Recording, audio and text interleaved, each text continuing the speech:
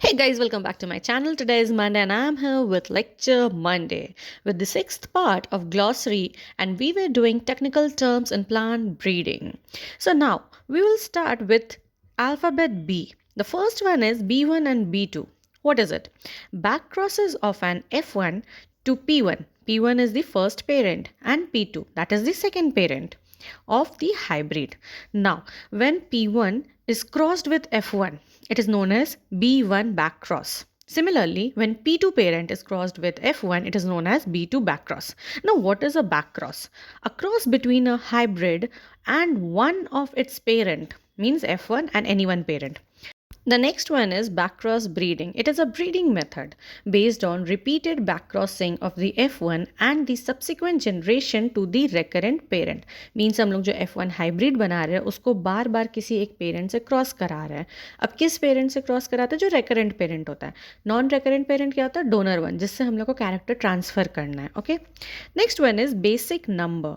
The haploid chromosome number of the ancestral diploid species of a polyploid. This is represented by X. Also, the haploid chromosome number of diploid species को भी हम लोग basic number ही बोलते हैं. That is X chromosome constitute a genome. क्या होता है? हम लोग जानते हैं कि हम लोग डिप्लॉइड स्पीशीज है, हमारे अंदर 2n होता है. तो जो n होता है उसका half, that is the basic number. Next is basic seed. Seed produced through mass selection with progeny test in a pure line variety or clone, that is the source of breeder seed. तो breeder seed का जो source होता है that is the basic seed.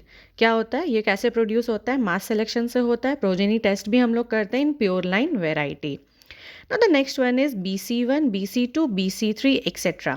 तो we have read about backcross, right? तो BC1 हो जाएगा कि हम लोग का progeny F1 into recurrent parent. Okay. अब BC1 को जब हम लोग recurrent parent से क्रॉस कराएंगे तो दैट विल बी BC2. फिर BC2 को जब हम लोग recurrent parent से कराएंगे तो that will be BC3 and etcetera. Now the next one is biocontrol, that is use of biological agents. मतलब जब भी हम लोग किसी चीज़ को कंट्रोल करने के लिए बायोलॉजिकल एजेंट्स को यूज़ करेंगे तो उसको बायोकंट्रोल बोलते हैं. और बायोलॉजिकल एजेंट्स क्या होते हैं? वायरसेस हो गया, बैक्टीरिया हो गया, फंजाई हो गया, एक्सेट्रा. कंट्रोल किसको करना है? पैथोजेंस को कंट्रोल करना है, इंसेक्ट पेस्ट को कंट्रोल करना है, वीड्स कंट्रोल करना है, मतलब जो भी हमारे क्रॉप को हार्म कर रहा है. Now the next one is biological pesticides. अब पेस्टिसाइड क्या होता है? कंट्रोल करते हैं हम लोग इंसेक्ट पेस्ट को जिस केमिकल से, that is known as pesticide. अगर हम लोग बायोलॉजिकल एंटिटीज़ या उसके प्रोडक्ट को यूज़ करेंगे इंसेक्ट को कंट्रोल करने के लिए तो उसको बोलेंगे बायोलॉजिकल पेस्टिसाइड. बायोलॉजिकल एंटिटीज़ और their products use to control insect pest. For example bacillus thuringiensis. इसका स्पोज यूज़ होता है, किस में होता है हम लोग जानते हैं, कॉटन में यूज़ करते हैं हम लोग. और a preparation of the crystal protein produced by it. तो या तो हम लोग उसके स्पोज को यूज़ करें या फिर क्रिस्टल प्रोटीन जो उससे बनता है उसको यूज़ करें. So that's it for the day. If you like the video, please hit the like button, share it, and don't forget to subscribe my channel. I'll again come up till that. Take care. Bye bye.